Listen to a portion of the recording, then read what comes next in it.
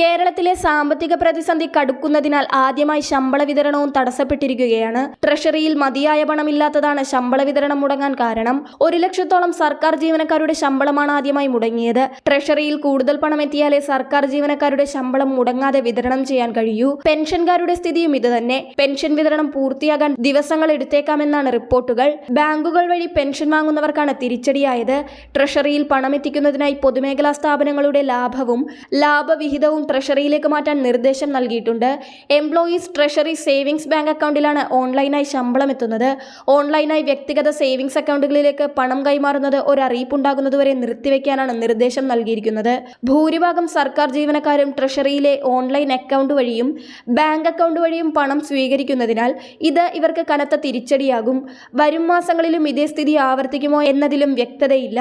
സാങ്കേതിക തകരാറാണ് പ്രശ്നമെന്നാണ് ഔദ്യോഗിക വിശദീകരണമെങ്കിലും എന്ന് ശമ്പള വിതരണം പൂർത്തിയാക്കുമെന്ന വ്യക്തമായ മറുപടി സർക്കാരും നൽകിയിട്ടില്ല.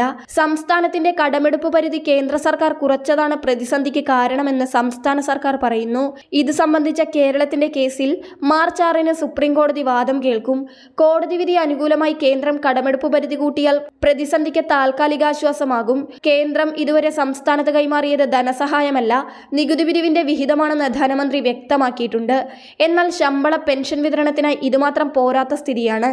ശമ്പളത്തിനും പെൻഷൻ വിതരണത്തിനും മാത്രമായി വേണ്ടത് ഏകദേശം 5000 കോടി രൂപയോളമാണ്. ക്ഷേമ പെൻഷൻ വിതരണത്തിനായി വേണ്ടിവരുന്ന തുക ഇതിനു പുറമെയാണ് സർക്കാർ കണ്ടെത്തേണ്ടത്. മൊത്തം 55 ലക്ഷത്തോളം ക്ഷേമ പെൻഷൻ വരിക്കാരാണ് സംസ്ഥാനത്തുള്ളത്. സംസ്ഥാനത്ത് ക്ഷേമ പെൻഷൻ വിതരണം ചെയ്യാൻ സർക്കാർ രൂപീകരിച്ച സോഷ്യൽ സെക്യൂരിറ്റി പെൻഷൻ കമ്പനിയുടെ കടവും കുമിഞ്ഞുകൂടുകയാണ്.